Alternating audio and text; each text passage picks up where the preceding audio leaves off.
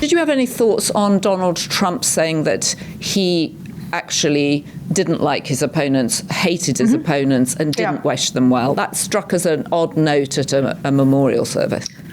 Well, it's him. He was describing himself. At least he was truthful, right? I don't know. I feel it was badly timed. I think he was trying to make a joke about how Charlie Kirk wasn't like that. You try to find something funny at a funeral. But I think that was the absolute truth about himself. That's how he feels about people. He really does. The thing is, he does move on from, and then becomes friends with people he hates, or he has friends that then he hates, and then they're friends again. Like Rupert Murdoch. Yeah, right. Or Elon Musk, or whoever it happens to be. And so that's his MO. But I mean, it's completely on brand with him. Hate works for this man, just the way hope worked for Obama, right? And so he's really leaning into what works for him, which is great cruelty. Comparison, hope versus hate. Well, look, there's so much going on that I want to talk to you about, and I think of you as someone who has, very thought out opinions on all sorts of things. Where are we on the TikTok deal, which would have got more attention on Friday had it not been for the build-up to Arizona? So can you fill us in on the details and what you think may happen and why it's of significance? Well, on Pivot, we predicted the entire thing. It's going to Larry Ellison. He had already been involved in the first version of this effort by Trump to somehow protect Americans from China, but that's not at all what's happening here. It's a big payoff for his friends and people who've supported him. Principal being Larry Ellison. Now, Oracle's fully able to handle something like this from a technical point of view, from a data point of view. But he's rewarding his friends, whether it's Mark Andreessen, he was dangling it to the Murdochs.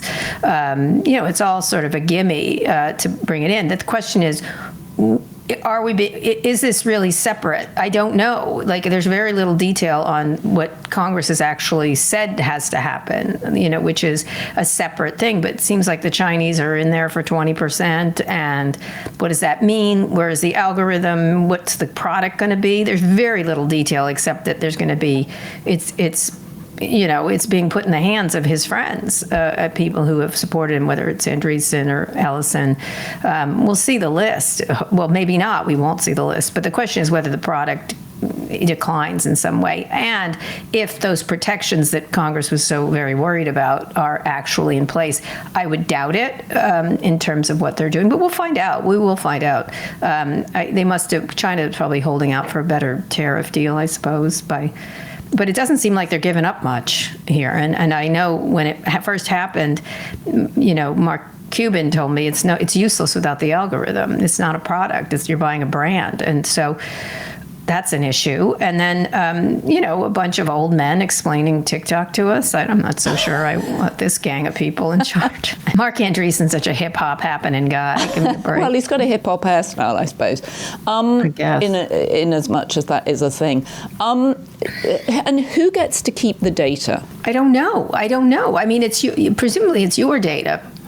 But I don't know. The Chinese already have some of the data. I don't know how they gate it. I guess they keep it in the United States. But, there's been lots of reports that it moves over there. We're never going to see this algorithm, what it really is. And so that's the issue. We'll never know now, because Donald Trump just wants to make a deal, what the Chinese did. I'd like to know, if we had, they're never going to give us control of the algorithm because they don't want us to know what they did.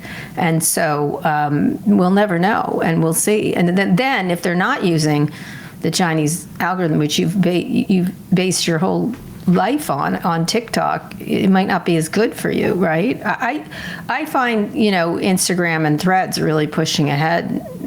Well, that's a different privacy issue, but in general, I think they're really growing quite strongly. And I hate to recommend them, but I would use Threads and Instagram over TikTok in any day of the week and twice on Sunday. Well, and also the reason to use TikTok, the reason to use Threads and Instagram is that I guess it's better that it's owned by an American company than a Chinese company. Yes, sir. Does it make any difference if China sells in theory, TikTok to America at this point, because they've been inside American culture for as long as they have, 4 or 5 years at this point? I don't know who's running the algorithm. Again, this is the unknowns are so massive here, and it certainly flies in the face of what Congress was trying to do. I mean, it was passed by both houses of Congress, and it was signed by President Biden. So it's just not doing what it said it was doing, which was protect our citizens from both surveillance.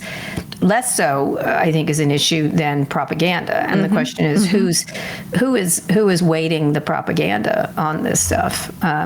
Trump was against it before he was for it, which is because it shifted the algorithm in his favor, probably on purpose.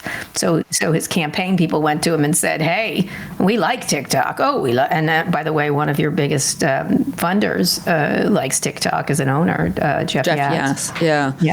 And I think it was Charlie Kirk and Barron that went to Donald Trump and said, actually, TikTok's a good thing for you. You shouldn't be trying to ban it. Sure. And I think his first instinct to try and ban it was probably the correct one, which is we don't want foreign adversaries meddling around in social media in our country. Right. We're not allowed to go over there and do it. I mean, it's just ridiculous. I mean, the whole thing, if like we used at the time, I wrote a piece 7-8 years ago saying, I love TikTok. I use it on a burner phone. And I got all kinds of flack for that. Right. Like it was a New York Times column, and everyone was like, how dare you insult the Chinese? I'm like, I'm sorry, it's the Chinese Communist Party who wants to dominate the world. I feel like they shouldn't, we don't have asynchronous ability to influence its culture at all. Right, there's no reciprocity. Google's not allowed in China. Well, they left China, to be fair. But, they left because of spying, because these are pernicious stealer of IP and pernicious surveillance. And, it's one thing, I don't want to stack rank surveillance. It's one thing for Mark Zuckerberg wanting to sell us more crap or manipulate us in some way. And it's another thing for the Chinese Communist Party to do so. Right. So I suppose if I have to pick, which I don't like the choice. No, I love the idea of stack ranking security and surveillance. It's a brilliant term, They're surveilling us so they can sell us shit, and he can do more MMA fighting, I guess. Right, and some of the shit they sell us I quite like, actually. I'm debating about whether or not to buy a thing that keeps coming up on Instagram, which is a massager for your lymph nodes. Instagram has great ads. Always has. Yeah, and I'm like, how do you know I need one of those? Brilliant, I do need it. Yeah, I think Instagram and ads, that's a really interesting case study in terms of quality. I mean, I think it's a quality product. There's lots of hair all over this stuff, whether it's hate or surveillance or whatever. But it was always a good product when he bought it. And it was a wonderful product I was there when it started, when it had 7 people. And they've made it into he's very good at that, and I have to give kudos to them for both that and Threads. So people like Twitter better, but I don't. I like Threads, and I like Blue Sky. I like both of them. I like competition, so I'm. Yeah, and it's hard to see who benefits more from a divided America than the Chinese. Right. Which is which is my anxiety about TikTok. We're such dummies. They're probably laughing their asses off. Oh, I'm sure they are. I'm sure they're bent double. I'm sure they're in the fetal position laughing on the floor, as are the Russians. I don't feel they have a lot of respect for us as a nation. Well, I'd be fascinated to see how the deal gets done. So you've been very forthright about Bob Iger's decision to suspend indefinitely Jimmy Kimmel's show. There's been talk over the weekend that maybe Jimmy Kimmel comes back in some form. Do you think that's likely? So awkward. This was already a show, all these shows, not just Jimmy Kimmel's. I think he's very talented and everything else. All these shows, as you know, I talk about these are declining audiences. And oddly enough, Hacks had sort of presaged this idea of the economic challenges. Let's start with those. Right, and the storyline, yeah. Yeah, I mean, it was almost perfect in that last speech she gave when they tried to get her to fire the character Hannah Einbender plays. These companies are struggling with late night because of the costs, and that's I know everyone was like, oh, they cut him because of Trump. I'm like, they probably also cut him because of costs, because they kept the South Park people, which was doing well, right? So if you make audience, and make money for them, they'll keep you. That's always been my point of view, is that if you make money for people, they'll put up with a lot. Right, and people do watch. I mean, the audience has died, certainly late night, but they do watch it on YouTube. And they watch it for free. Clips, yes, they watch on clips, but that's not monetizable as much as the old system. And so Right, exactly. there was a need to cut costs. There was a declining audience. Much of the popularity of it is on clips, which is hard to monetize, right? And so, you have that problem, period. Like, what do you do about these shows, and how do you, but the first thing for Colbert you could have done is, let's see if we can cut costs and put you on streaming and blankety blank. There was never that. There was never, it's, oh, we have to cut you. Like, there, without any kind of discussion about how to make it a much more economically viable thing. So that gives me pause, like, oh, they did it because Trump, like that. So that was pretty obvious to me. And she wanted, they wanted that deal done, et cetera, et cetera.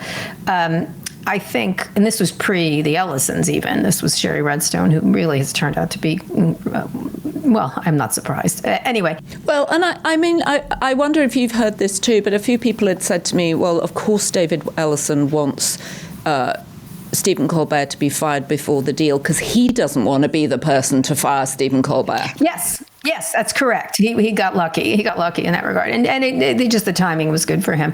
I don't know what they would have done. They probably, I suspect Bob Iger was looking at the numbers and thinking, we got to do something about late night. This isn't working for us.